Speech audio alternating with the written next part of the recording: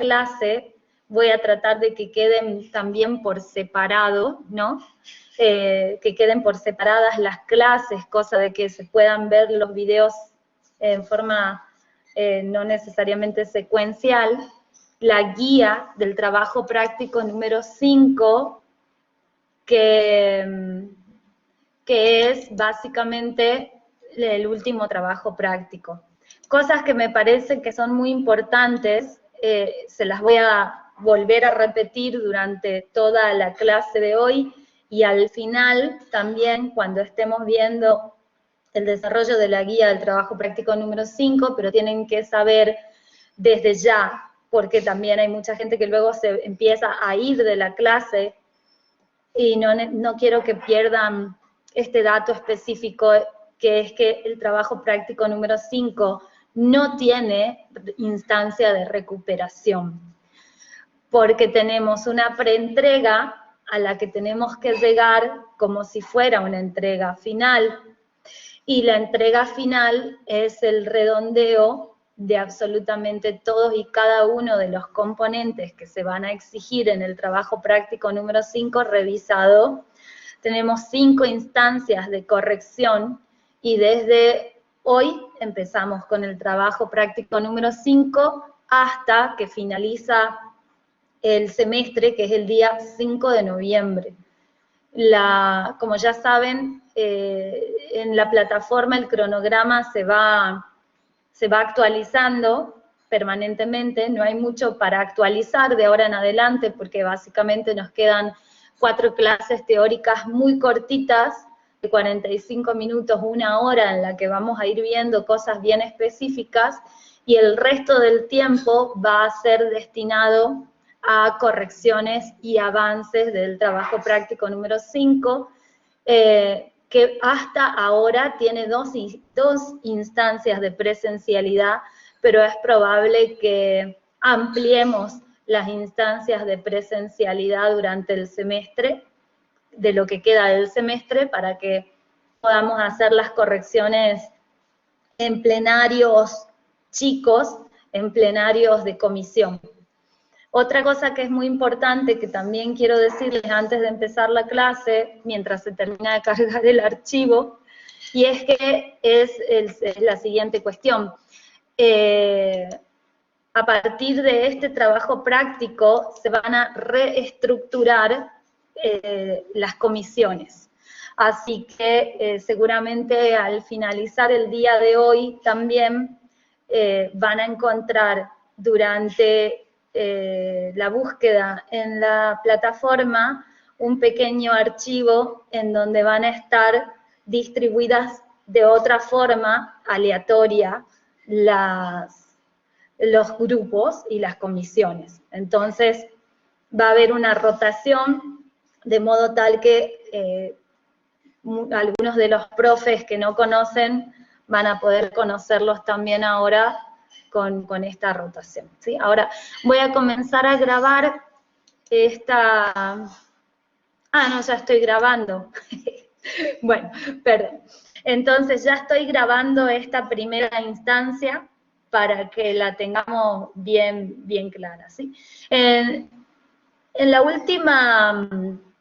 y antes que empezar con la teoría, también quiero dejarles una última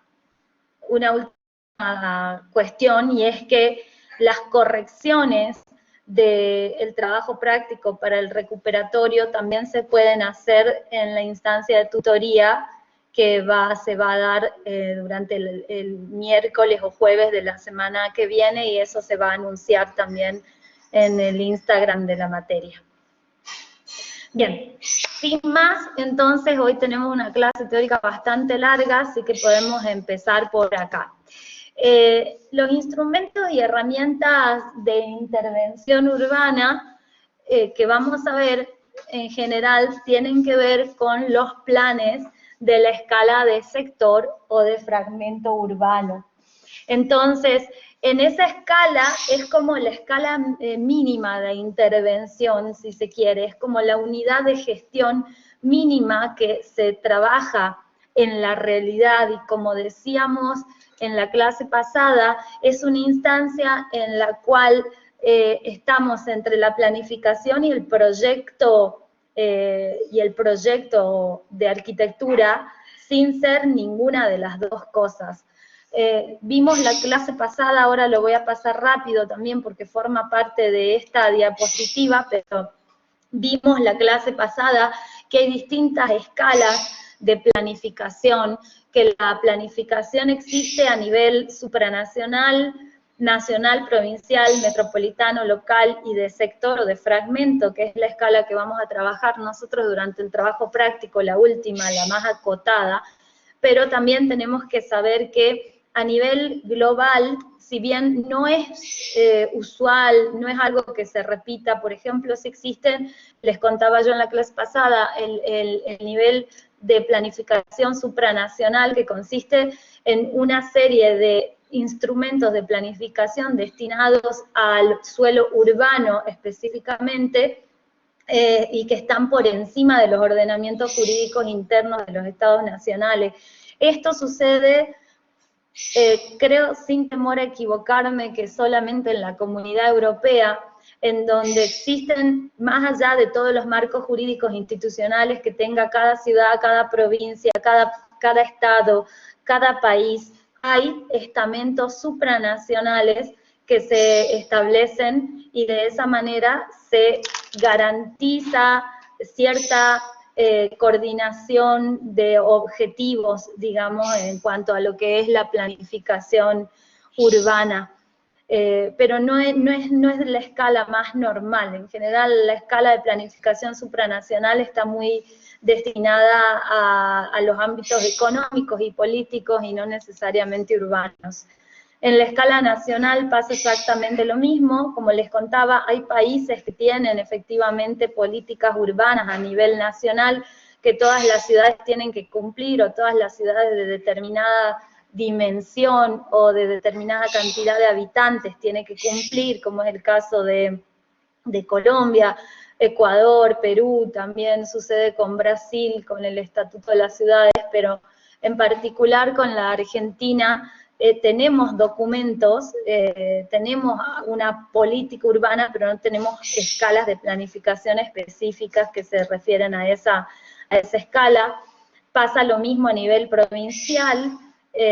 Si bien no tenemos en Salta tenemos un plan que contempla la planificación urbana, pero no hay un marco jurídico y normativo, como sí existe en otras provincias de la Argentina, en Mendoza, en Jujuy, en La Rioja fue la última, Misiones, Santa Fe, tienen leyes específicas a nivel provincial que se reflejan luego en las ciudades. En nuestra realidad salteña y en la mayoría de las constituciones provinciales de la Argentina, la planificación urbana está destinada al ámbito del municipio, al ámbito municipal. Entonces, en el caso de Salta no tenemos una ley provincial que haga a la planificación urbana de cada localidad. Hay una escala que es metropolitana, que la vamos a ver muy bien el año que viene, en Planeamiento 2, para los que logren regularizar este año la materia. Espero que sean más de los que están aquí presentes. Esta escala se refiere a la planificación que ya incluye no solamente una gran ciudad, sino todos los aglomerados urbanos que se generan alrededor. Hay una escala local que implica la totalidad de la ciudad.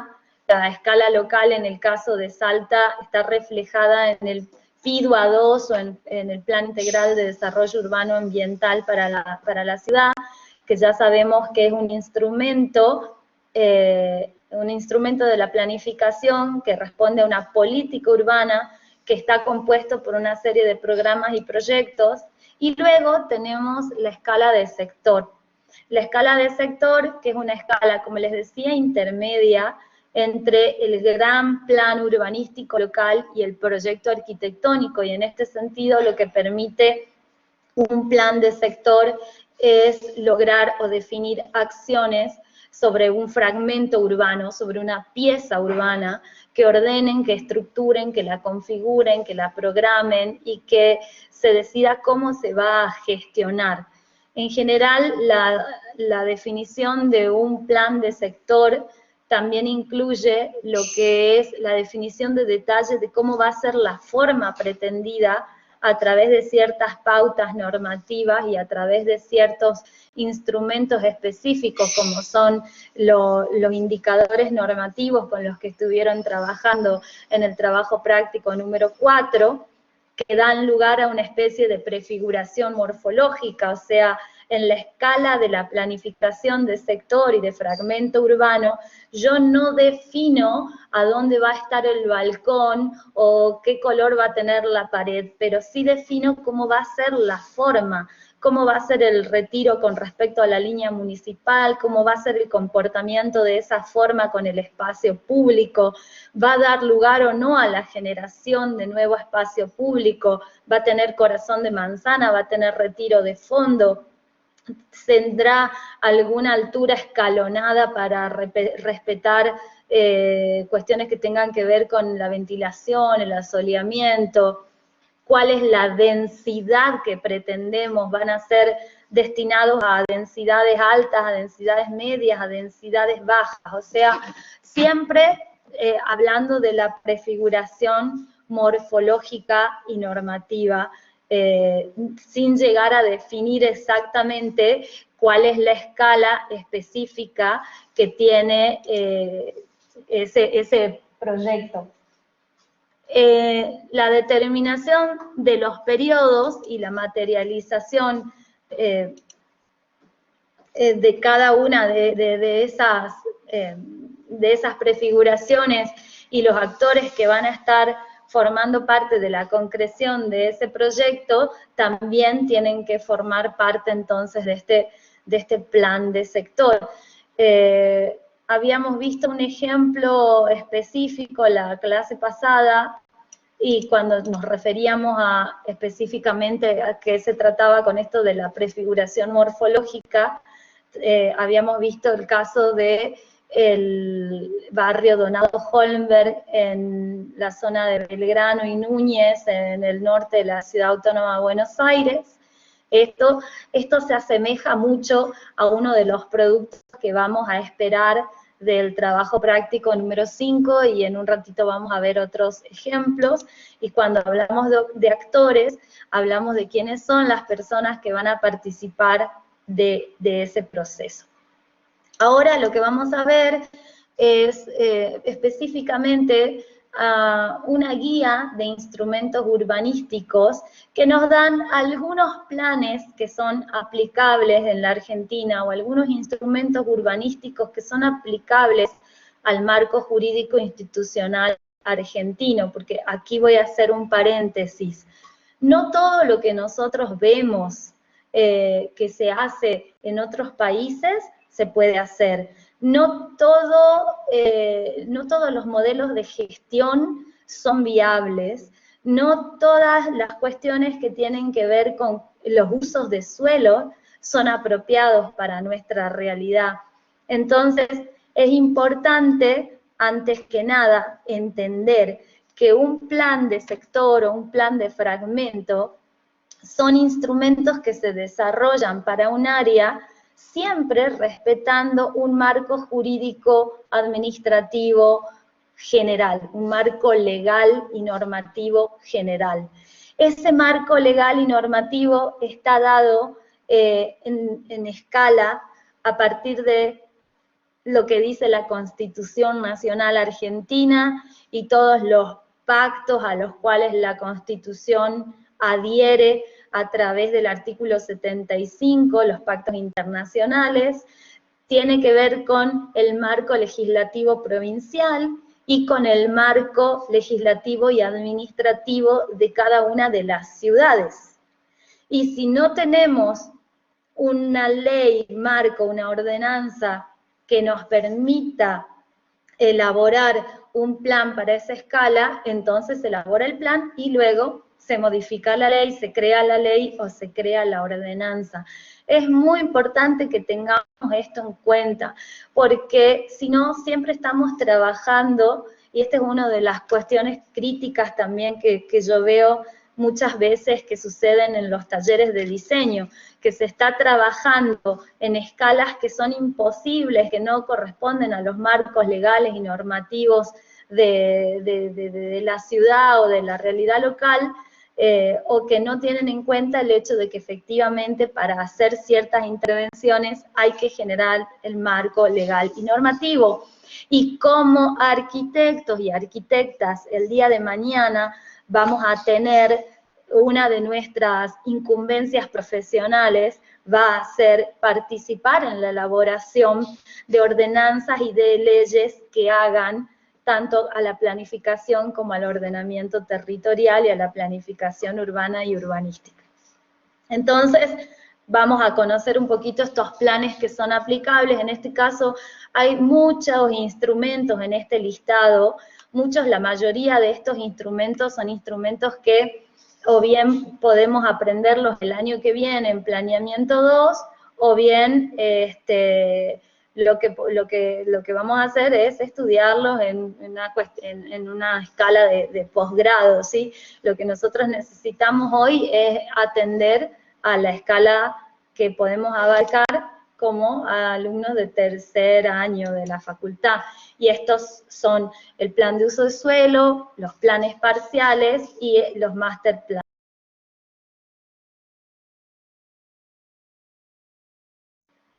Bien, entonces aquí vamos con el primer ejemplo, que es el plan de uso de suelo, o comúnmente denominado plano de zonificación. Como yo les decía, en algunos casos en la Argentina, en algunas ciudades, no existe un plan específico para esa ciudad, pero sí ciertas políticas o ciertos instrumentos que de alguna manera ayudan a definir cuáles van a ser la distribución de los usos de suelo o de las actividades que se pueden llegar a dar sobre el territorio de esa ciudad, ¿sí? Entonces, el plan de uso de suelo o plano de zonificación es por lo general un plano que está acompañado por un marco regulatorio, ¿no? Ese plan o ese marco regulatorio está por lo general expresado en un dibujo de estas características.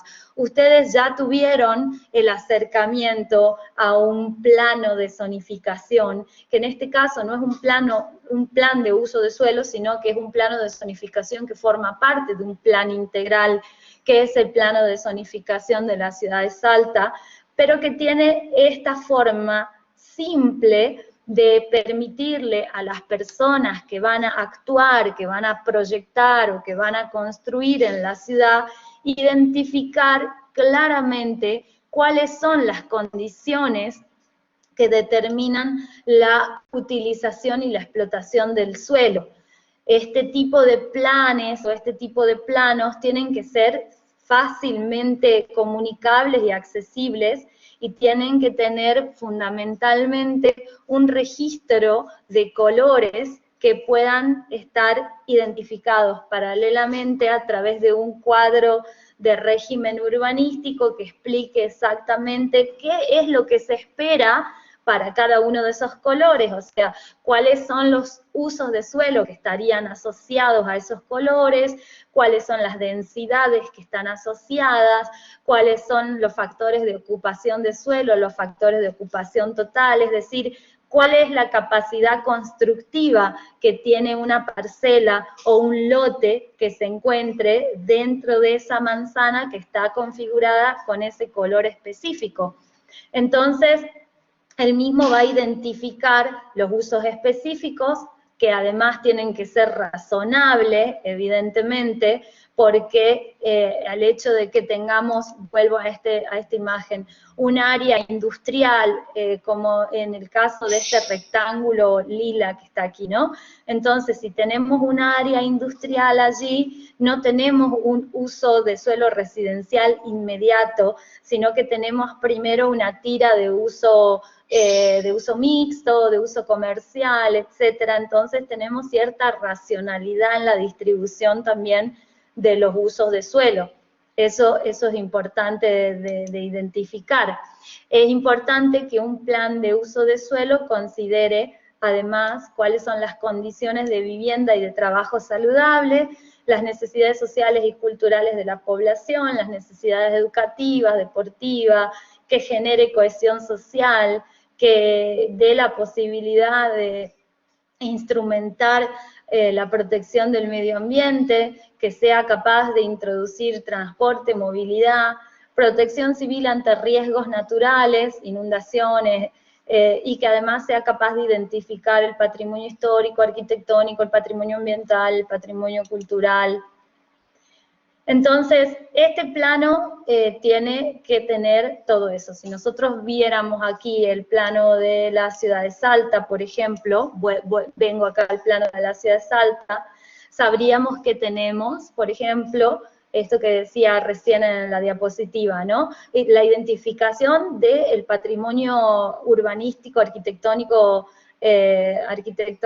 específicamente en el área centro, está identificada como un área de protección, o el patrimonio natural, que está identificada como estas áreas de reserva natural en las serranías del este y del oeste, que tiene en cuenta también las cuestiones de cohesión social, con ciertas características residenciales destinadas a las áreas de mayores necesidades, ¿sí? Siempre teniendo en cuenta, obviamente, tiene en cuenta que este plano de zonificación además está acompañado por objetivos, no es un plano que se hace al tum, sino a la Bartola, como dirían la gente grande, no es un plano que está hecho sin tener objetivos claros, generalmente son planos que tienden a tener objetivos muy claros y que están muy bien definidos y muy bien instrumentados. En este caso, en este ejemplo, yo podría decir, bueno, aquí está la plaza principal en el centro, este recuadro verde, y hay un área central pintada en rojo alrededor con una serie de alineamientos comerciales, y hay una distribución de los equipamientos urbanos y de los equipamientos comunitarios relativamente coherente con respecto a lo que son las áreas de uso de suelo residencial, y también la distribución de los usos verdes. Lo mismo pasa cuando vemos el plano de distribución de usos de suelos potenciales dentro de la ciudad de Salta. Tenemos el área central, luego tenemos estos colores naranjas y celestes que son los nodos de centralidad, o los alineamientos comerciales o industriales o áreas mixtas de uso, que es en donde se incentiva a través de los indicadores normativos el uso de cierto tipo. Les voy a pedir por favor que no toquen las flechas de las diapositivas, porque como les dije al principio, tenemos un problema con la configuración de la clase, y la configuración de la clase están todos como moderadores, o sea que están todos pudiendo mandarse alguna macana, no lo hagan, traten de no hacerlo. Gente, por favor. También tienen contenidos opcionales, este tipo de planos, ¿sí? Con zonas de diverso riesgo, también se pueden identificar las zonas inundables, las zonas protegidas, bueno. Esta diapositiva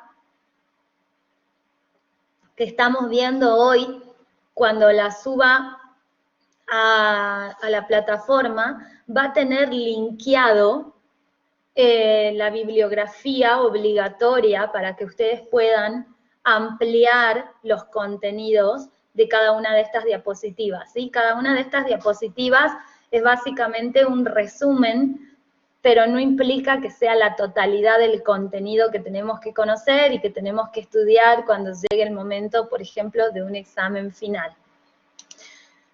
Siempre, claramente, un plano de estos o un plan de este tipo tiene que estar acompañado por normas generales de régimen urbanístico y las normas que definen la capacidad constructiva. El segundo instrumento que define aquí la guía de instrumentos del Ministerio del Interior de la Nación es el plan parcial o el plan de sector, que ya es un instrumento de carácter normativo legal. Por lo general, para establecer un plan parcial o un plan de sector, tenemos que sacar una ordenanza y lo tenemos que legitimizar a través de una ordenanza votada en el Consejo Deliberante o, en algunos casos, en algunas provincias, de una ley provincial. ¿Qué es lo que hace un plan de sector? Determinar en detalle cuáles son las condiciones que van a tener las edificaciones en las parcelas o los lotes del plan, cuáles son las superficies libres, edificables, no edificables. Un plan parcial no es un master plan. Esto es importante, ya vamos a ver cuál es la diferencia con el master plan. Sino que lo que hace es definitivamente dedicarse a regular el uso del suelo, a diferencia de un master plan que hace una propuesta, una proyección de futuro. El plan parcial regula, el master plan imagina lo que va a pasar más allá. Incluso el master plan puede llegar a definir hasta los volúmenes arquitectónicos. Puede eventualmente diferir de las normativas respecto, esto es importante, de vuelta voy a abrir un paréntesis acá, unos asteriscos. Esto es importante que sepamos, que los planes parciales pueden diferir de los indicadores urbanos que ya están establecidos en el régimen urbanístico local.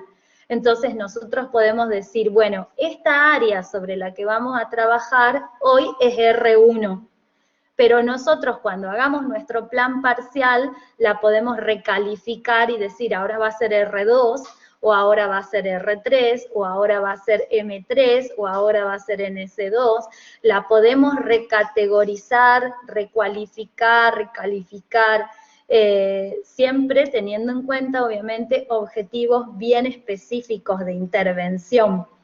Para eso, obviamente, se hace un marco normativo legal, se saca una ordenanza y se modifica la ordenanza previa del régimen normativo urbanístico.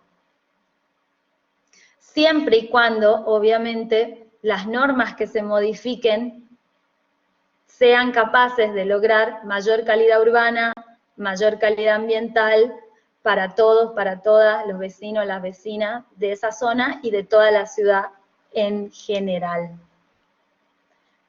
En general, los planes parciales son un instrumento útil en zonas que le importan mucho al público, como por ejemplo los centros urbanos o las áreas de valor patrimonial.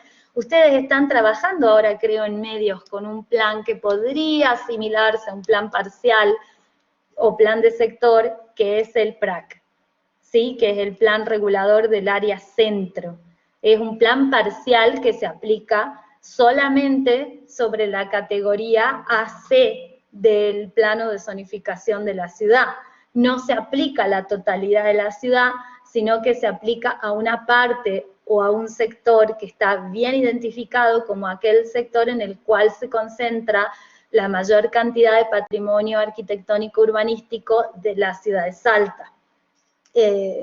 Allí existen también tensiones o intereses, hoy ya ustedes ya lo agarraron al plan para trabajarlo en medio seguramente cuando esas tensiones ya han sido prácticamente disminuidas al mínimo, porque sucedía cuando recién este plan se aprobó y se puso en práctica, que las tensiones y los conflictos eran tremendos y generaban juicios porque la gente no estaba muy de acuerdo con que el derecho administrativo les diga qué es lo que tienen que hacer, pero lamentablemente para ellos la propiedad privada no es absoluta. Ni aquí ni en ningún lado, la propiedad privada siempre está supeditada, en el caso de la Argentina en particular, a las normas administrativas de cada localidad. Se puede hacer no lo que yo quiera, sino lo que la ley dice que se puede hacer.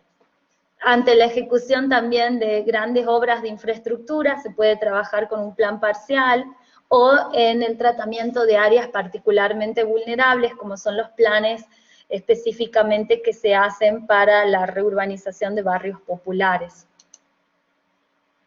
Este caso, que es muy breve, es el caso del Guayco, que tiene, si le prestan atención, el norte está hacia la derecha, por una cuestión de la diagramación de la lámina, que a mí me parece horrible que el norte está hacia la derecha, pero me quedaba mejor así en la lámina. Aquí van a ver el nudo vial de la Avenida Bolivia, y hacia la derecha lo que es el río Vaqueros.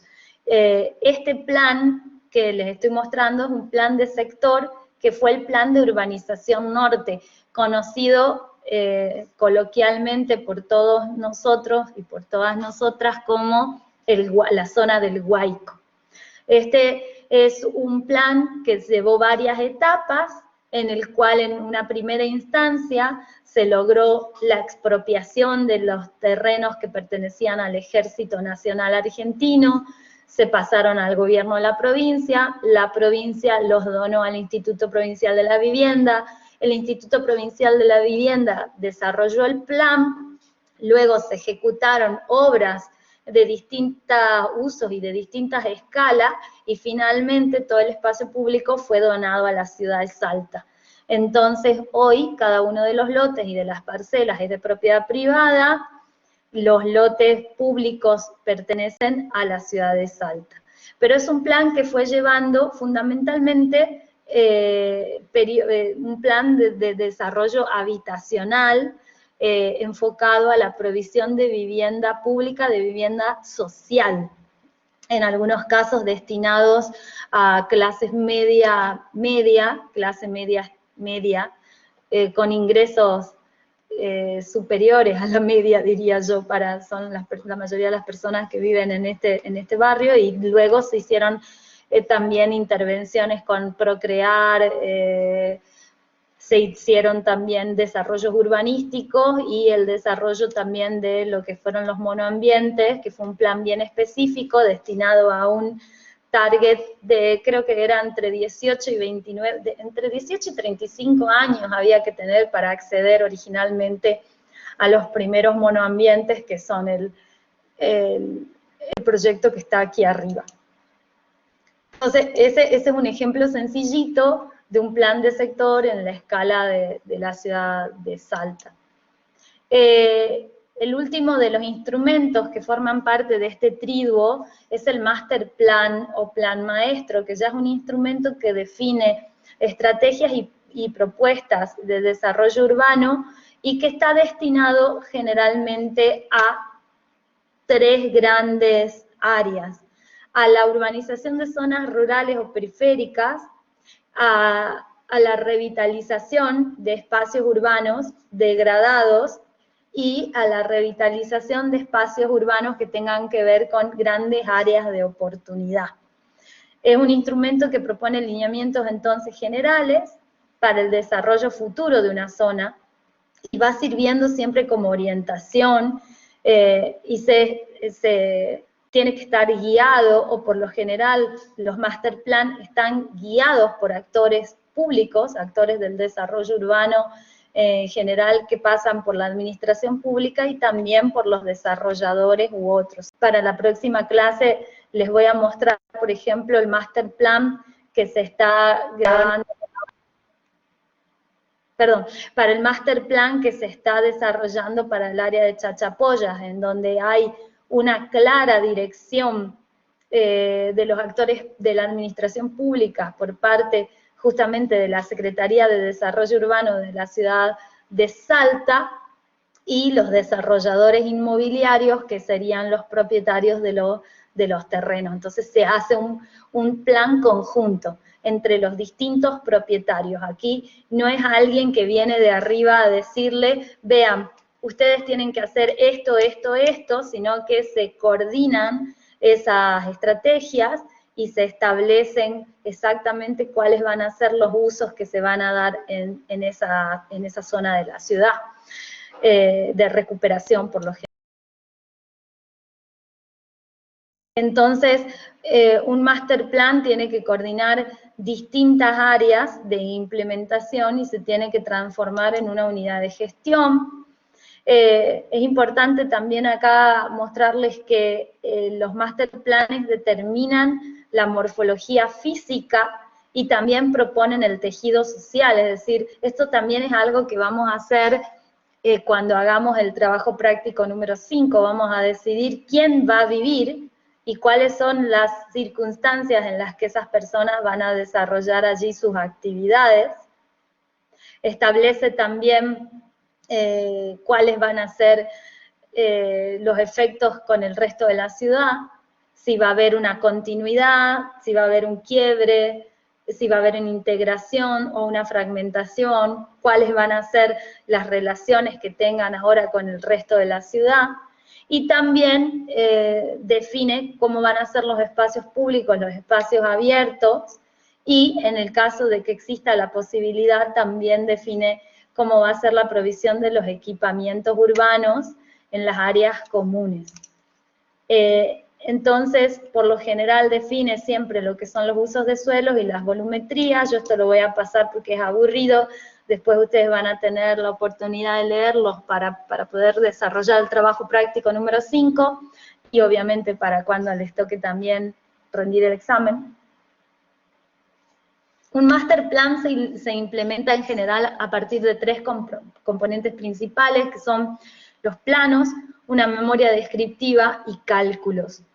Esto siempre es importante porque a veces le llamamos master plan a un proyecto urbano y resulta que no estamos definiendo qué superficies vamos a trabajar, qué superficies están destinadas a cada uso, qué cantidad de habitantes va a haber, qué densidad va a tener. No estamos definiendo esos cálculos, cuánto va a costar en dinero. Y si no estamos haciendo eso, estamos hablando de un plan de fragmento, de sector, pero no necesariamente estamos hablando de un master plan.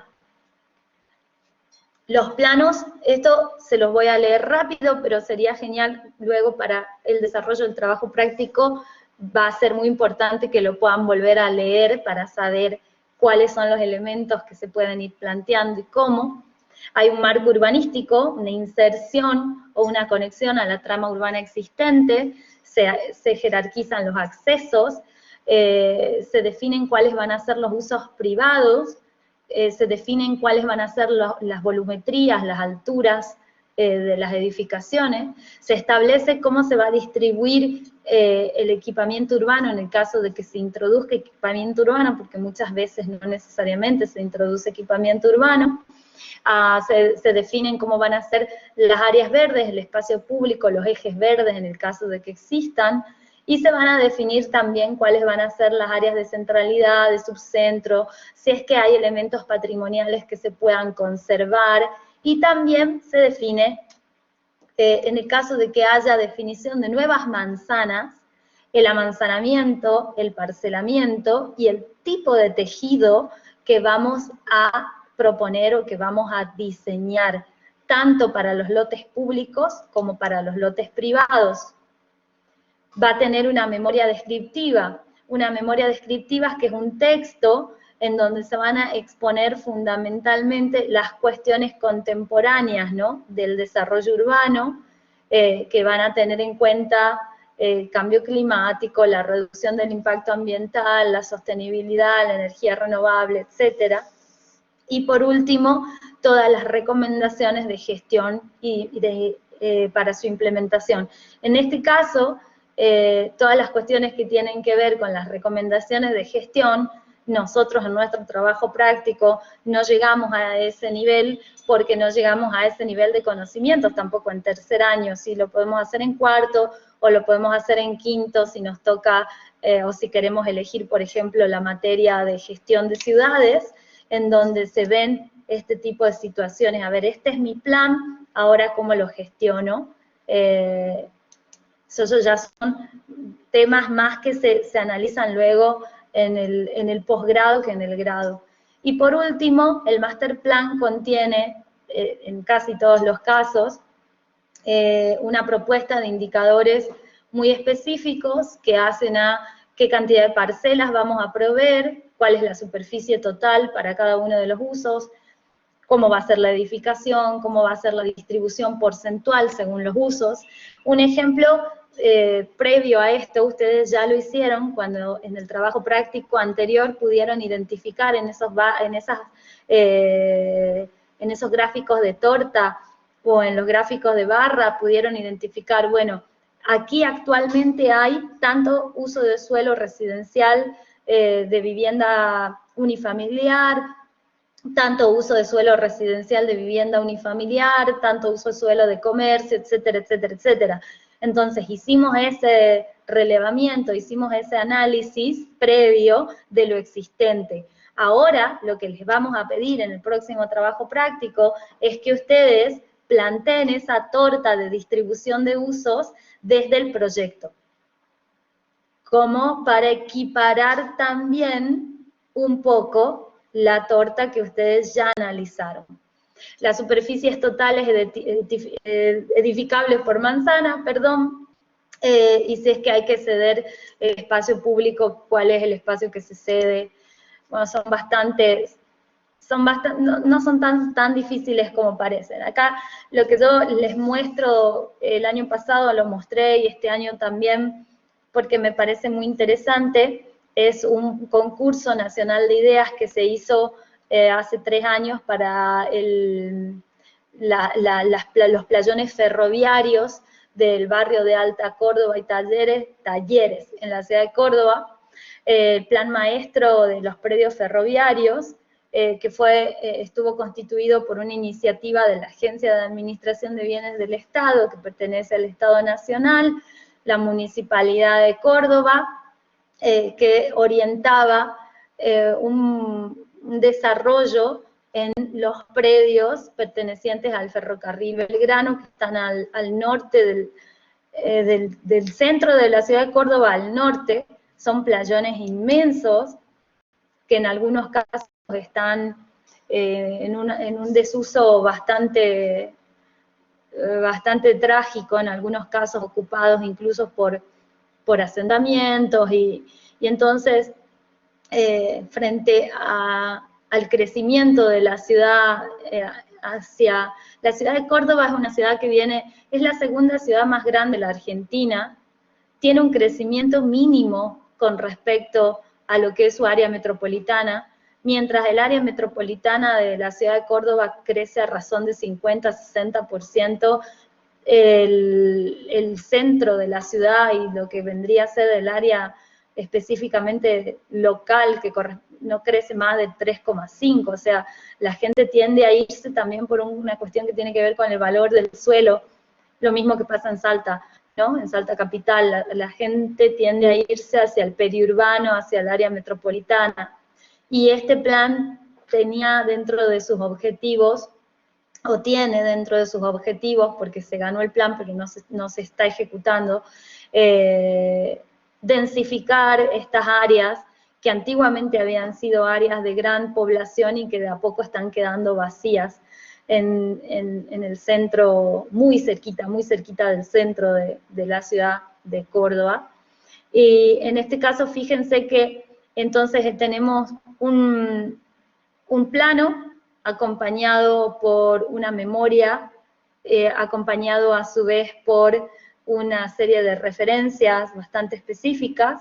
Ese plano contiene un marco urbanístico de inserción y conexión con la trama urbana existente, establece cuáles van a ser los accesos con jerarquización al área, cuáles son las vías primarias y secundarias que van a atravesar la zona, cómo va a ser la movilidad pública y cómo va a ser la movilidad peatonal, en bicicleta, en la movilidad del transporte privado también. Establece y define cuáles van a ser los usos privados, la vivienda, la oficina, dónde va a ser comercio, dónde va a haber usos mixtos. Incluye volúmenes y alturas de las edificaciones. Este es el aspecto siempre que tiene este plan. Establece o define las áreas verdes y el espacio público, el equipamiento urbano. Sigue siempre acompañado por esta descripción o esta memoria descriptiva, y a su vez cuando uno hace zoom sobre cada uno de los sectores, porque son 3 sectores, 3 playones en particular, acá si ven en esta imagen, se ve el plan completo. Tenemos a la izquierda uno de los playones, en el centro el segundo, y hacia la derecha y arriba el tercero. Y aquí hay un zoom sobre cada uno de esos, y fíjense que como todo master plan, tiene además la definición del nuevo parcelamiento, del nuevo amanzanamiento, parcelamiento, de la distribución de usos, y los cálculos que acompañan, que hacen referencia a qué superficie exacta va a estar destinada a cada tipo de uso. Un corte que, bueno, en esta escala es imposible de ver, pero luego lo podrán ver mejor cuando vean la diapositiva. Este es el playón que está en el centro. Ven que se establecen las volumetrías, pero no necesariamente estamos diseñando la pieza arquitectónica, estamos diseñando la pieza urbana, ¿sí? No la pieza arquitectónica, sino la pieza urbana. Y de eso se va a tratar también el trabajo práctico número 5. Este es el tercero, que estaba un poquito más arriba también, y de nuevo van a ver cómo está acompañado aquí arriba por la distribución de usos de suelo, por la distribución a partir de la densificación, del tipo de unidades, que en el caso hay una serie de elementos que están grises acá dibujados, que son los elementos identificados como patrimoniales, que se van a respetar y que se van a dar, a las cuales se les va a dar un nuevo uso. Se acompaña siempre por este tipo de imágenes. Fíjense de vuelta que son volúmenes, no están definidas las fachadas, no están definidas los accesos, los balcones, las ventanas, sino que en este caso es prácticamente, no podríamos decir que está definida una fachada, sino es más bien un bloque que se va repitiendo. Y en el caso de este sector en particular también se ven todos los talleres ferroviarios que son identificados como áreas o elementos patrimoniales a preservar y por ende se mantienen dentro del proyecto. Y también a simple vista se identifican cuáles son las vías, las vías de movilidad, el espacio público, las características del espacio público. ¿Sí? Este tipo de proyectos o este tipo de concursos son concursos que normalmente se realizan varios de ellos, ¿no? Varios de ellos a lo largo de cada año. Y muchas veces las personas que los ganan son siempre los mismos estudios de arquitectura y urbanismo los que ganan casi siempre los mismos concursos, porque tienen muy clara, más allá de la calidad del dibujo, más allá de la calidad de la presentación, tienen muy en claro cuáles son los elementos que tienen que tener un plan de sector, un plan maestro o un master plan. Entonces siempre es importante tener esta claridad conceptual de qué es lo que se va a desarrollar. Ahora mientras estoy cargando la segunda, ¿sí? Hago una pausa acá mientras se termina de cargar el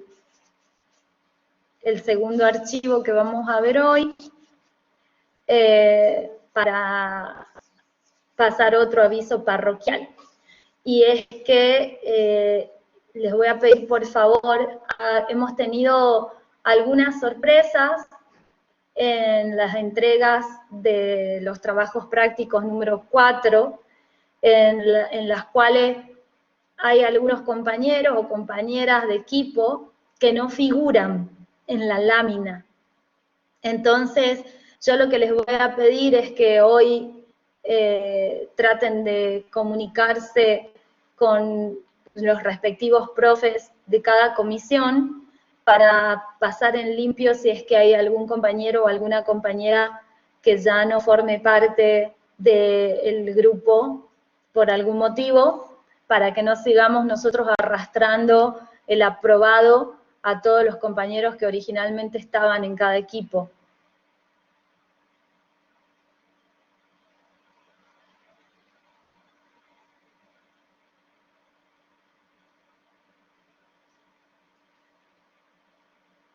Ok. Ahora vamos a dejar de compartir este y vamos a compartir este otro.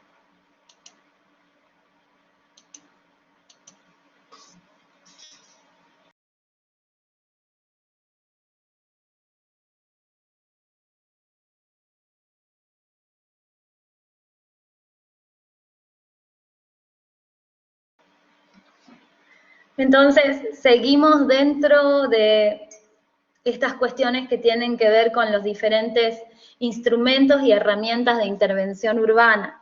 Recién vimos, acabamos de ver, estos 3 planes como de escala de sector o de fragmento que son aplicables a la realidad argentina, que eran el plan de zonificación, el plan de sector y el master plan.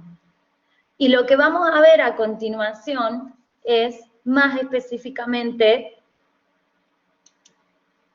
el proyecto urbano. Vuelvo a repetir que por favor no toquen los comandos de la clase. Bien. ¿De qué hablamos cuando hablamos de plan de sector? Nosotros sabemos que habíamos visto una cosa así como un arbolito, en donde teníamos la política urbana que definía el plan urbanístico, y el plan urbanístico a su vez estaba compuesto por programas urbanos, y cada uno de esos programas urbanos está compuesto por un proyecto urbano. En general, este arbolito que está acá podría llegar a ser un ejemplo vago y meramente ejemplificatorio y nada demasiado serio, en donde tenemos un plan urbanístico que tiene un programa, que tiene programas y luego proyectos urbanos, por ejemplo. Un plan urbanístico puede tener un programa urbano de movilidad y accesibilidad. Entonces, ese programa urbano de movilidad y accesibilidad puede estar dividido en un proyecto urbano de accesibilidad universal, en donde se diseñen los vados en esquina, las rampas, los accesos, etcétera, y podría también estar dividido en un proyecto urbano de ciclovías, o en un proyecto de ciclovías urbanas, que tenga en cuenta cuáles son las principales arterias sobre las que se va a trabajar el diseño, la definición de ciertas infraestructuras de ese tipo, y ambas trabajan dentro del mismo programa, obviamente coordinando, o debieran trabajar en el mismo programa, coordinando situaciones, como que yo tenga vados de accesibilidad en esquinas, por donde pasen ciclovías, pero que al mismo tiempo la ciclovía no sea un impedimento. Ese es el ideal, ¿no?, de la planificación. O podría tener también un programa urbano que haga al uso de suelo. Entonces, tener diferentes proyectos urbanos, un proyecto que se enfoque en los usos comerciales, otro en los usos institucionales, otro en los usos industriales, y así sucesivamente. O podría derivar del plan urbanístico directamente un proyecto urbano que sea, por ejemplo, un proyecto urbano definido para un área específica, como por ejemplo el río Arenales, como sucede con el plan urbanístico de la ciudad de Salta, ¿no? Un proyecto específico que es el proyecto de recuperación del río Arenales, o un proyecto específico que tiene que ver con la urbanización de Pereira Rosas, o un proyecto específico que tiene que ver con la urbanización de Chachapoyas, y así. Son proyectos específicos que derivan del plan y no necesariamente están encadenados a un programa. Muchas veces sucede también, y esto no lo quiero dejar de mencionar porque también es cierto, que muchas veces sucede que no hay plan urbanístico, que hay una política urbana y que los proyectos urbanos descienden directamente de las políticas urbanas sin la existencia de un plan urbanístico marco. Nosotros creemos que lo ideal es esto, lo ideal es que exista un plan urbanístico que contenga el proyecto. Un proyecto urbano, por lo general, ¿qué es? Es un componente autónomo de la política, plan, programa. Está dentro de los mismos lineamientos, utiliza las mismas condiciones generales, pero las especificaciones de un proyecto urbano son especificaciones particulares. Y es un instrumento que está destinado a generar procesos de transformación urbana positiva que pueden ser en áreas vacantes o en áreas de oportunidad, y de alguna manera contribuir también a la articulación e integración socioespacial de los sectores urbanos, recuperar áreas degradadas, mejorar básicamente la estructura urbana de la ciudad, aportar calidad a la morfología, aportar más superficie a los espacios públicos, a los espacios abiertos, generar mejor calidad de vida. En el fondo, se supone que ese es el fin máximo de la planificación urbana, mejorar la calidad de vida de la gente. No siempre sucede, pero ese se supone que debería ser. El proyecto urbano implica una escala de actuación urbanística intermedia, como les decía hace un rato, entre el plan urbano y el proyecto arquitectónico, y define la forma urbana pretendida a través de ciertas pautas normativas. Entonces, tiene una parte re divertida y recopada, que es definir qué forma va a tener, y después una parte que es más bodrio, que es pasar esa forma a una tabla en donde se establezcan las cuestiones normativas. Entonces, yo voy a hacer una forma muy alocada, pero luego la voy a tener que traducir a esta altura máxima, esta pisada máxima sobre la superficie del lote, estos retiros obligatorios, este basamento, estas características particulares que va a tener esa edificación. En general, ¿dónde se realizan los proyectos urbanos? En localizaciones que predominantemente se convierten en áreas vacías, vacantes de uso, o áreas denominadas de oportunidad, como las áreas degradadas, que pueden estar abandonadas, como los terrenos portuarios en las ciudades argentinas, muchos terrenos industriales, ferroviarios o militares fueron desactivados en los últimos 30 o 40 años, o áreas de alta vulnerabilidad socioeconómica, áreas que están obsoletas, infrautilizadas y que necesitan y tienen la potencialidad de refuncionalizarse y de rehabilitarse. Un plan urbanístico tiene horizontes muy amplios. Un plan urbanístico puede tener horizontes de 15, 20, 25 años. En cambio, un proyecto urbano tiene que tener un tiempo de ejecución acotado. No podemos definir un proyecto urbano que se realice en 50 años. Lo ideal es tener un proyecto que se pueda llevar adelante en un lapso de tiempo relativamente corto, un periodo de ejecución corto. Y cuando digo corto, en Argentina, en función de lo que son los tiempos electorales y de gestión de gobierno, me refiero quizás a unos 4 años. La escala de proyecto también es una escala acotada. Mientras el plan urbanístico tiene la escala local y es capaz de planificar o de actuar sobre toda la ciudad, el proyecto urbano tiene una escala a este punto estratégico por su ubicación, esta área de oportunidad específica, esta zona que tiene ciertas características y potencial para su recuperación, pero que pueden ser de gran impacto en su poder de transformación. Un proyecto urbano considera todos los aspectos funcionales que tienen que ver con los usos de suelo, entendiendo que siempre la mixtura de usos y la complejidad funcional es lo que vamos a buscar desde un desarrollo urbano sustentable y equilibrado, es decir, no vamos a proveer exclusivamente vivienda de baja densidad. Vamos a pensar en cuál es la densidad más apropiada, si es que vamos a proveer vivienda, y vamos a pensar en cómo lo vamos a, de alguna manera, combinar con otros usos comerciales, equipamientos, espacio público, etc. Entonces, muy importante entender que la mixtura de uso es fundamental. Contiene aspectos morfológicos, y es que vamos a definir esto de la prefiguración morfológica, el tejido, el amanzanamiento, el parcelamiento, el ancho de las calles, etc.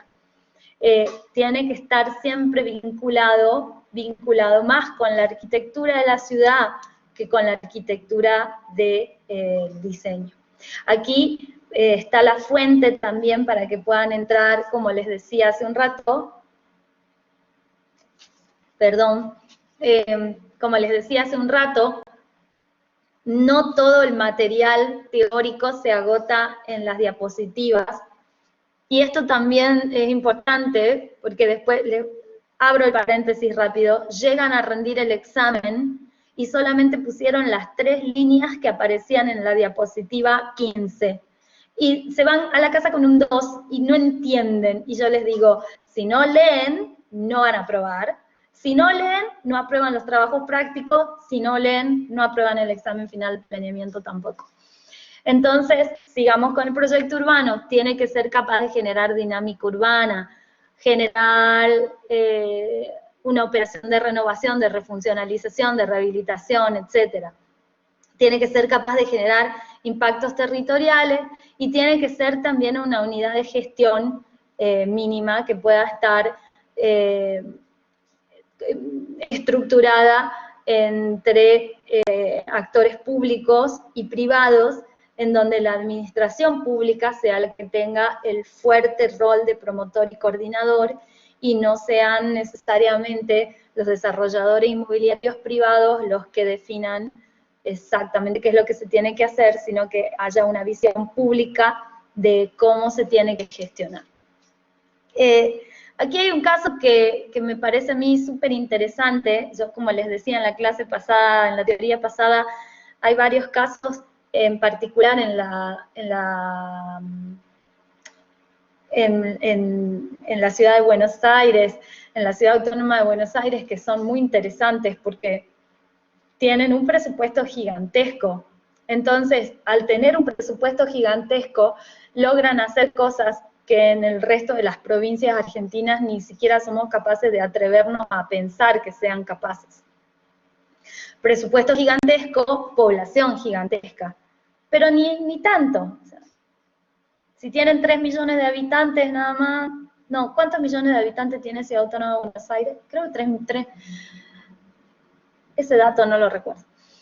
Pero, por ejemplo, esta imagen que les estoy mostrando es un master plan del barrio Fraga o Villa Fraga, en el playón de Chacarita, en la Ciudad Autónoma de Buenos Aires, y está hecho obviamente por los gestores de gobierno del Instituto de la Vivienda de la ciudad. Y como verán, parece un dibujo bastante simple, ¿no? Muchos de ustedes presentaron dibujos 1000 veces más sofisticados y lindos que este en el trabajo práctico número 4, pero esto tiene un trabajo de fondo, de gestión y de diseño del proyecto urbano que es bastante interesante. Yo les voy a dejar luego una carpetita también linkeada con otros ejemplos muy interesantes para que puedan ver muchos ejemplos, porque tenemos que generarnos esta necesidad de alguna manera de la biblioteca mental del proyecto urbano para cuando llegue el momento. En el caso de Villa Fraga o Barrio Fraga y el playón de Chacarita, se intervino sobre unos playones que pertenecían al ferrocarril y se gestionaron a través de una ley nacional con el Ministerio del Interior de la Nación y con la Ciudad Autónoma de Buenos Aires, 3 leyes diferentes que hicieron posible este proyecto, una ley nacional y 2 leyes, o dos ordenanzas, 2 leyes locales, 2 ordenanzas de la Ciudad de Buenos Aires. No se trabaja sobre la nada, sino que se trabaja sobre un marco jurídico y normativo, y se estableció entonces la compra y la expropiación de algunos galpones, de los galpones viejos ferroviarios, y se diseñó un plan de urbanización de la Villa Fraga, que es en este trazado o este tejido originalmente que ustedes están viendo acá. Entonces se definió un tejido para la vivienda colectiva, se definió un tejido también para la urbanización de este barrio popular, con la definición de la apertura de nuevas calles y de nuevas veredas, que es bastante interesante. Yo quisiera compartirles ahora un pequeño video. No es demasiado complejo lo que vamos a ver, son videos cortitos, videos de no más de 1 minuto cada uno.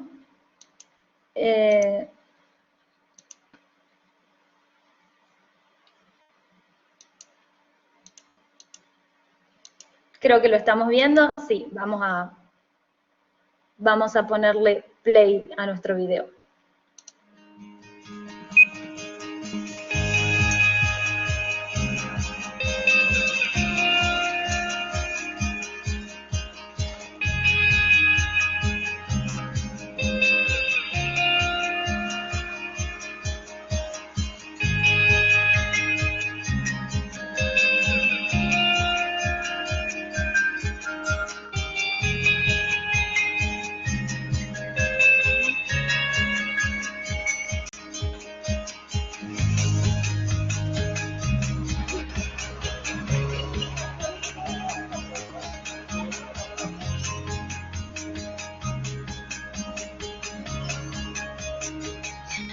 Bueno, aquí lo que se ve, lo que muestra este video cortito, es básicamente el IBC, el Instituto de la Vivienda de la Ciudad, cómo empezó el proceso, cómo empieza el proceso gracias a la toma de posesión de esos galpones. Esa toma de posesión de esos galpones tiene mucho que ver con esta ley que hace a la expropiación o a la compra de estos lugares. Entonces, el primer paso es la desarticulación de los usos que ya existían en esta zona, siempre teniendo en cuenta, muy importante, siempre teniendo en cuenta la participación de los vecinos y de las vecinas del barrio, ¿no? No estamos hablando de un proyecto que llega y se instala porque sí, porque a un grupo de arquitectos se les ocurrió que esto sería genial. Esto requiere de la participación de numerosos actores en el proceso de construcción del proyecto urbano. Nosotros en este caso, en el caso del trabajo práctico que vamos a hacer, no vamos a tener la oportunidad de hacer este mapeo de actores y de hacer este trabajo de participación ciudadana que sí se hace, que normalmente se construye antes de un proyecto urbano o antes de un plan de sector o antes de un master plan. Pero es importante que sepamos que la participación es fundamental. Sin la participación de los vecinos y las vecinas de los barrios no se puede lograr ningún proyecto de integración y ningún proyecto que realmente implique mejorarle la calidad de vida a la gente, porque si ya se la estás molestando,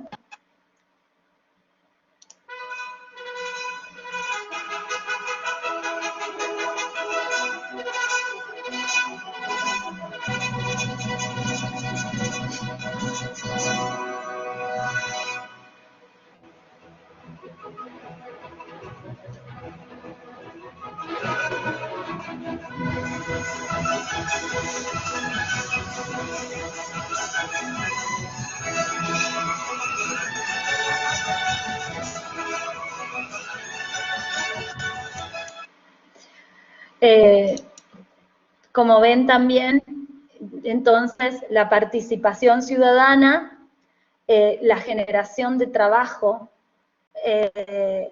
la concientización y el proceso de sensibilización de esas áreas también es muy importante en este tipo de proyectos. Vamos a ver el último de los videos de este ejemplo.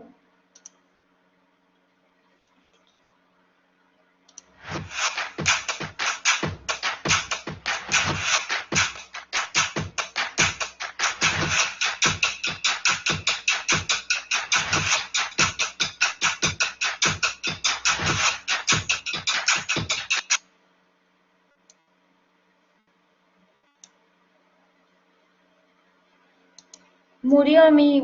¿Qué le pasó? No, ¿qué le pasó? Bueno, lo voy a tratar de compartir de nuevo, vale la pena, vale la pena. Por acá.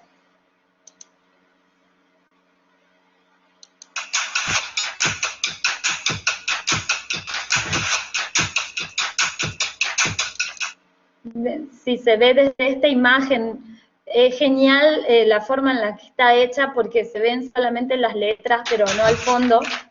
Pero lamentablemente no conseguí ningún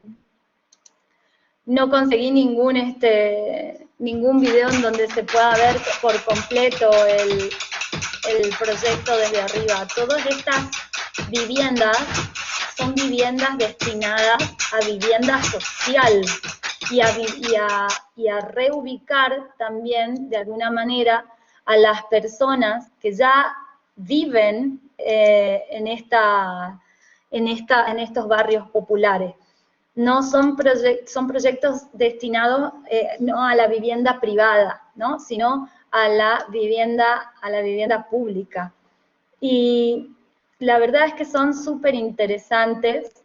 Tengo otro proyecto más para mostrarles, que creo que va a ser el último que les voy a mostrar hoy, porque todas las próximas clases vamos a seguir viendo, durante las próximas clases vamos a seguir viendo varios otros ejemplos enfocados fundamentalmente a lo que podemos hacer, ¿no? Como a lo que podemos hacer desde aquí, desde nuestro trabajo práctico. Y cuando veamos este ejemplo, veremos unas cuestiones que tienen que ver con la definición de las áreas de oportunidad, que es la siguiente actividad que vamos a hacer.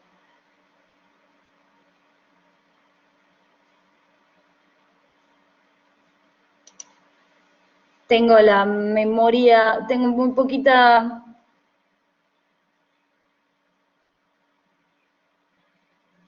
Nos tomamos 2 minutitos nada más hasta que se cargue la siguiente diapositiva.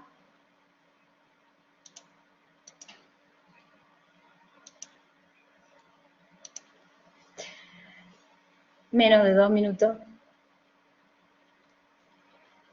Yo insisto en que se suponía, hemos sido engañados diciéndonos de que este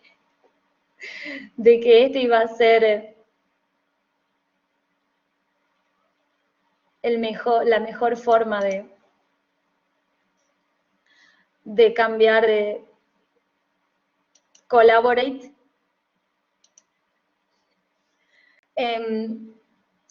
Una de las primeras cosas que hacemos en la definición, una vez que identificamos las áreas de oportunidad, que hoy lo vamos a ver después de esto, establecer nuestros lineamientos estratégicos o comúnmente llamados objetivos, que son aquello que vamos a pretender hacer, o sea, qué es lo que realmente queremos hacer cuando nos sentamos a trabajar en un plan de sector, en un proyecto urbano, en un master plan. ¿Cuáles son nuestros objetivos? O sea, ¿qué es lo que nos está guiando a hacer lo que queremos hacer. Esto es como súper importante, me parece, porque sin encontrar estos elementos objetivos, va a ser muy difícil que podamos sentarnos a tirar ideas, ¿no? Vamos a empezar a trabajar sobre el plano, tirando ideas sueltas, que tienen que estar sí o sí, acotadas a objetivos que tienen que ser lo más precisos posible, lo más específico posible, para que cada una de las acciones que desarrollemos y para que cada una de las ideas que planteemos en el trabajo práctico luego, en nuestro plan de sector, en nuestro master plan, en nuestro proyecto urbano, sean bien direccionadas. Si establecemos claramente cuáles van a ser nuestros objetivos de intervención, vamos a entender específicamente los objetivos específicos y obviamente que el resultado de la gráfica va a estar siempre en consonancia con todo aquello. Los objetivos son algo a lo que se tiende, ¿sí? Con pretensiones de alcanzarse hacia él, pero no necesariamente alcanzarlos. Muchas veces sí, el objetivo de la planificación, decía yo hace 5 minutos, el objetivo de la planificación es mejorar la calidad de la vida de la gente. Bueno, ¿cómo se puede medir el mejorar la calidad de la vida de la gente? Se puede medir a través de un montón de indicadores. Sabemos que no va a ser necesariamente así para todos y para todas. Seguramente algún plan le va a mejorar la vida a alguna gente y habrá mucha otra gente a la cual la vida no se le mejore de ninguna manera. Sin embargo, lo que tenemos que hacer y lo que tenemos que lograr es encauzar la mayor cantidad de acciones hacia ese objetivo. Existen objetivos generales y objetivos específicos. Los objetivos generales son formulaciones genéricas de lo que se pretende conseguir, formular a través de la implementación de un plan o de un proyecto, y los objetivos específicos ya son formulaciones bien explícitas que dan respuesta a problemas actuales, a prevenir problemas potenciales y a aprovechar todas las potencialidades que podamos tener. Miren, yo les voy a mostrar ahora un ejemplo específico, que es el ejemplo del barrio Rodrigo Bueno, también en la Ciudad Autónoma de Buenos Aires. Es un barrio que sufrió durante muchos años.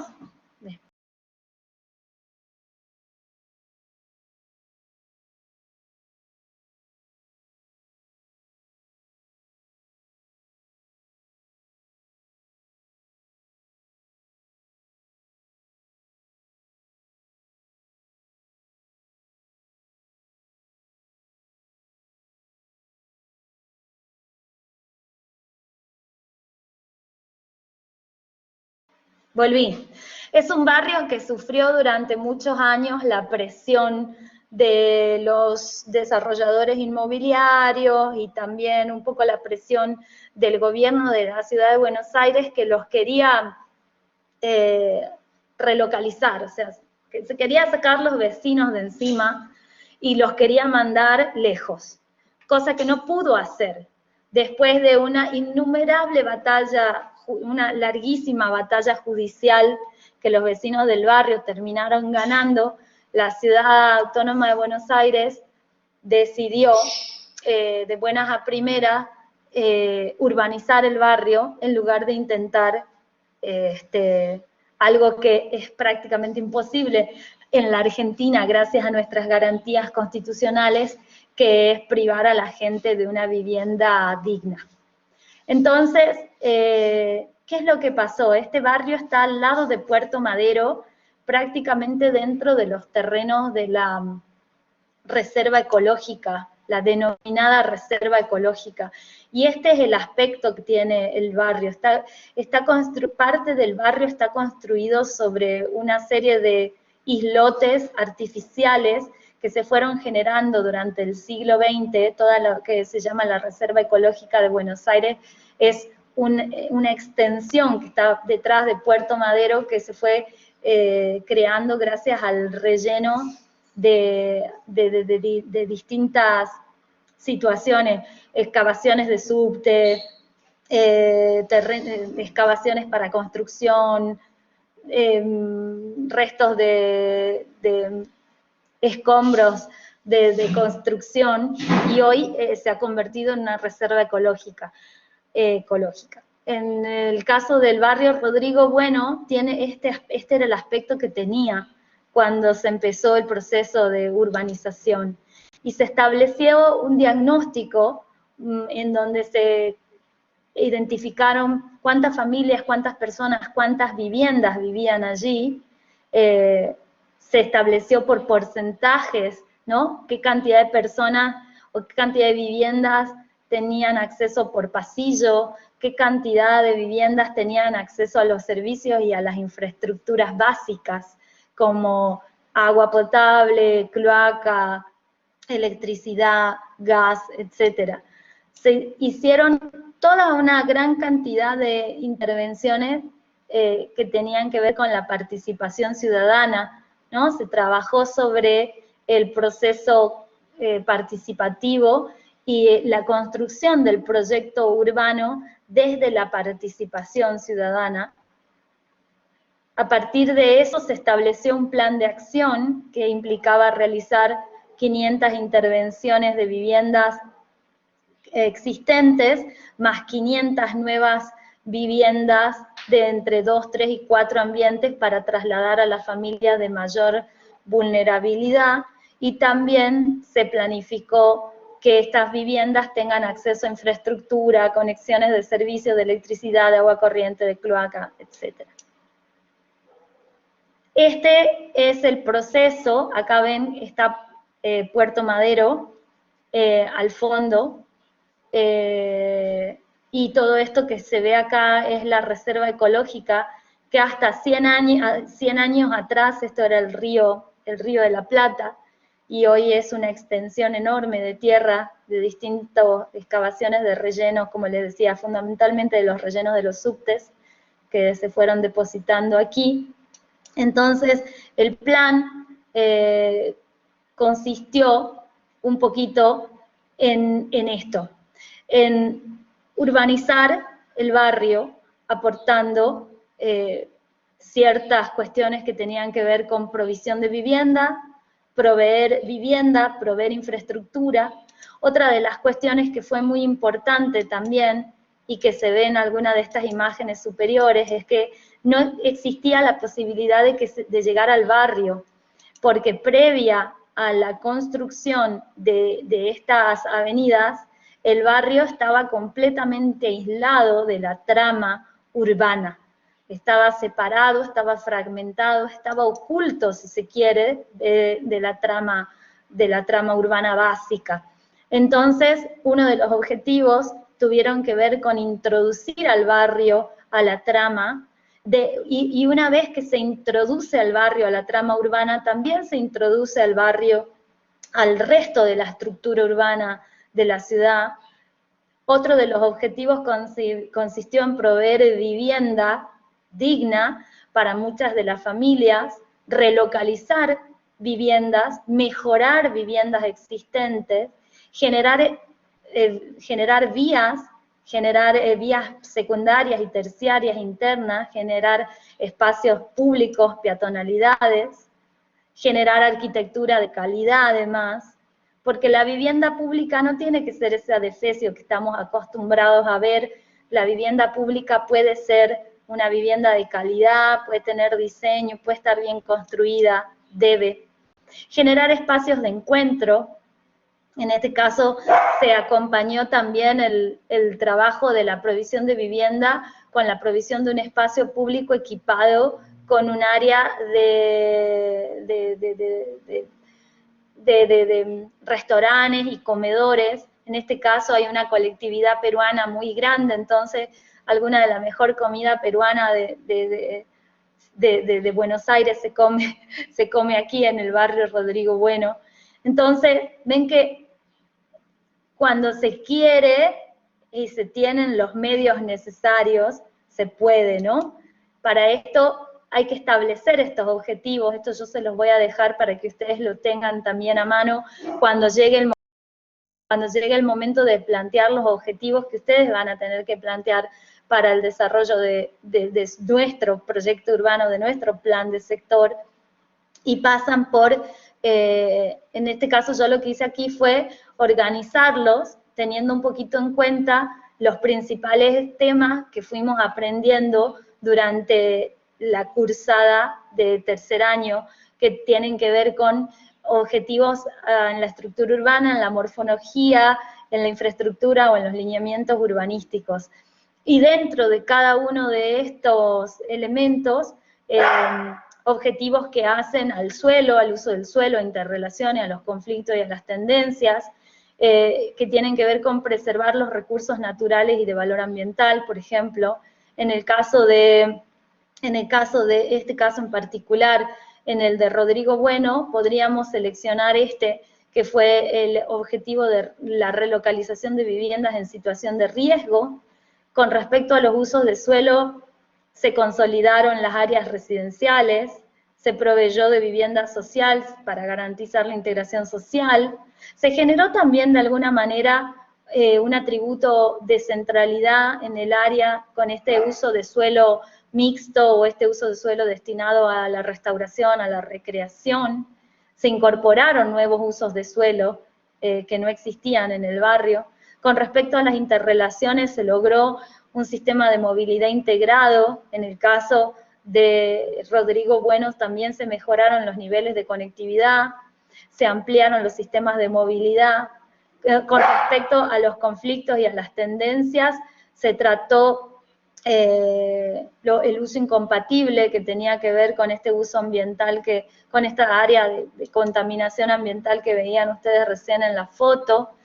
También desde la morfología urbana se trabajó con la densidad, se logró proveer una mayor densidad a partir de las tipologías propuestas, se trató de proveer espacio público apropiado, de mayor calidad, se trató de evitar la fragmentación urbana, como decía en uno de los objetivos anteriores, integrando a esta área al resto de la ciudad.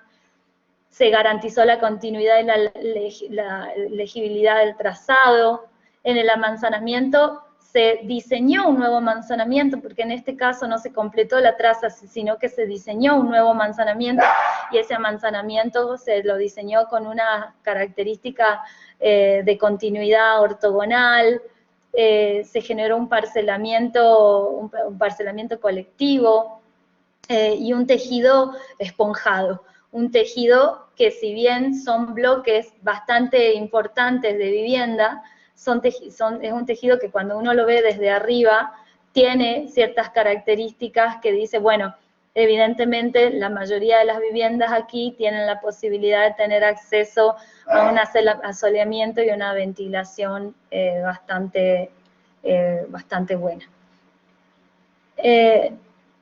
Todos estos ejemplos los van a tener, y van a tener también algunos links para que vean algunos videos que son bastante interesantes de cada uno de estos ejemplos en particular. Eso que ladra ahí detrás es mi perro. Me van a dar un segundito, gente. Vamos a volver ahora a nuestras áreas de oportunidad y los criterios de identificación para nuestras áreas de oportunidad. Nos vamos a tomar un break de 3 minutos.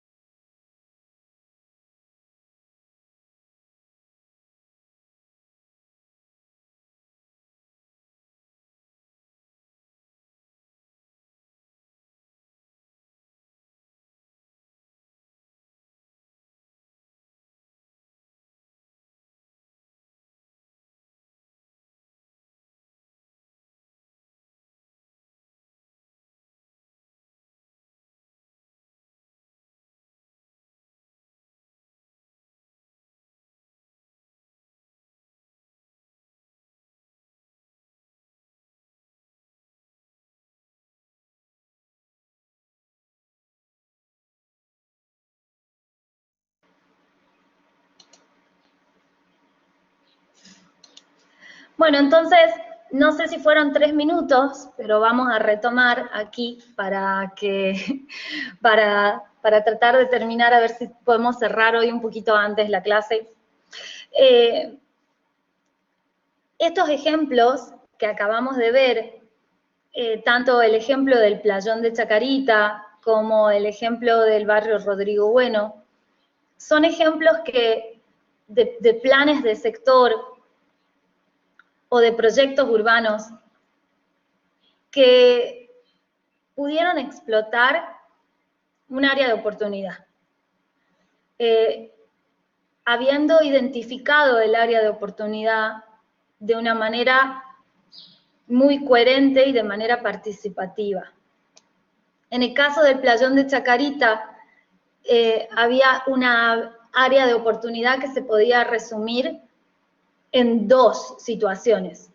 Por un lado, la existencia de playones ferroviarios en desuso o con un tejido blando, o sea, con un tejido fácil de demoler, con una propiedad del Estado pública fácil de expropiar y con la posibilidad de generar vivienda. Entonces allí teníamos esta área de oportunidad bastante interesante. Lo mismo que cuando vimos el ejemplo del master plan de los playones ferroviarios de Alta Córdoba, en donde esos 3 grandes vacíos urbanos que son los playones ferroviarios existían como áreas de oportunidad.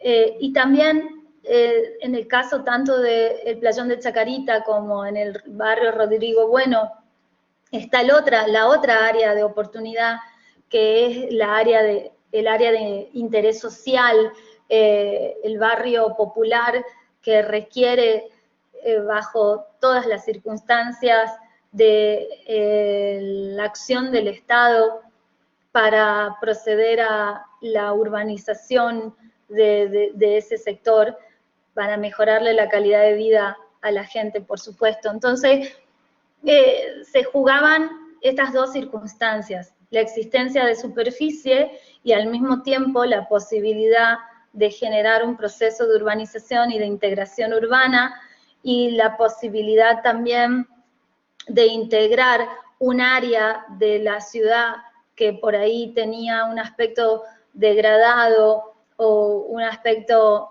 que generaba cierta inseguridad o ciertas sensaciones negativas en los vecinos del sector, y de integrarlo y de convertirlo en parte digna de la ciudad. Entonces, es importante entender que el primer paso que vamos a realizar para este también trabajo que vamos a hacer es identificar las áreas de oportunidad sobre las cuales nosotros vamos a trabajar en el trabajo, pero que en general cuando trabajamos con proyectos urbanos y con planes de sector, son sí o sí los elementos que tenemos que reconocer. Durante el trabajo práctico anterior ha habido algunos esfuerzos para identificar áreas de oportunidad, pero me parece que tenemos que reforzar ese concepto, porque el hecho de que haya un baldío en un área de la ciudad no implica que esa sea necesariamente un área de oportunidad. Es un lote, sí, pero cuando me refiero a un área me refiero a una extensión bastante más importante de suelo urbano. Constituye un área de oportunidad la posibilidad de generar operaciones de renovación, de refuncionalización, de rehabilitación urbana, mucho más que de crecimiento o de extensión del tejido existente. En este caso, no vamos a crear un área nueva de la ciudad necesariamente, sino que lo que vamos a tratar de hacer es renovar, refuncionalizar o rehabilitar, y a partir del aprovechamiento de cada una de estas áreas de oportunidad se pueden realizar propuestas que entonces mejoren las condiciones estructurales, físicas, económicas, sociales del entorno. Si recuerdan, hace 3 minutos, cuando estábamos viendo el ejemplo de Rodrigo Bueno, uno de los elementos que se introdujo en el proyecto urbano tuvo que ver con esta área como de restaurantes o de comedores, en donde se come la comida peruana, está buenísima, que como ven, no solamente implica que mejora las condiciones físicas, que se refuncionaliza o se renueva un área, sino que además se están generando las condiciones económicas para que las personas que viven allí tengan acceso a un trabajo remunerado, un trabajo digno, que puedan generar su propio trabajo, en este caso los emprendedores, y que las condiciones sociales del entorno mejoren. O sea, las cosas no mejoran de la noche a la mañana, y las cosas no mejoran en la mayoría de las veces. Es una buena pregunta esa, yo me pregunto lo mismo. Sí, es muy difícil porque están protegidos por leyes nacionales.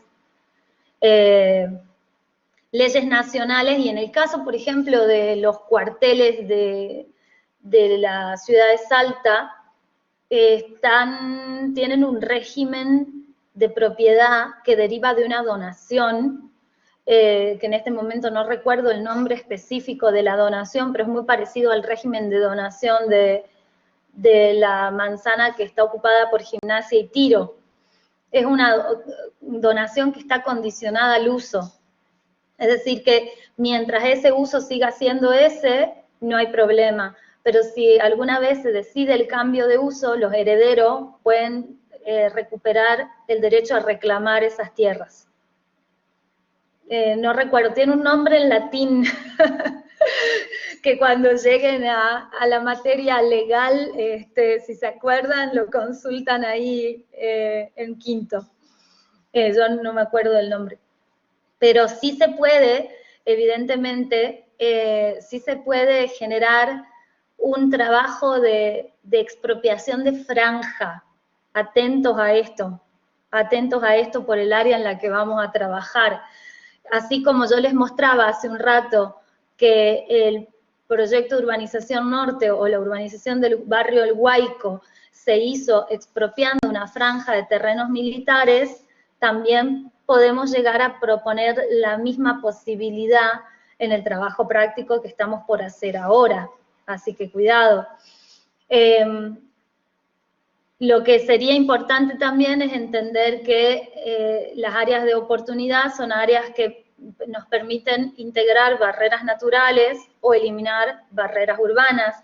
En el caso del ejemplo del playón el playón ferroviario de Córdoba, de alguna manera se elimina esa mega barrera urbana que significan los playones ferroviarios, que hay que rodear a veces 15 o 20 cuadras alrededor para cruzar y que generan discontinuidades en la trama, que generan grandes discontinuidades en el transporte público, en el transporte vehicular, en el transporte peatonal, que generan costos adicionales, obviamente, porque hay que girar alrededor de un radio que a veces es muy, muy grande, y que de alguna manera también generan como la segregación o la fragmentación de un área con respecto a la otra. Tradicionalmente, el área que está enfrente de la estación tiene como unas características, y las áreas que están detrás de las estaciones de tren tienen otras características que muchas veces tienen que ver con la segregación socio-residencial, ¿no? Aquí no hay nada. Hay criterios para identificar estas áreas de oportunidad.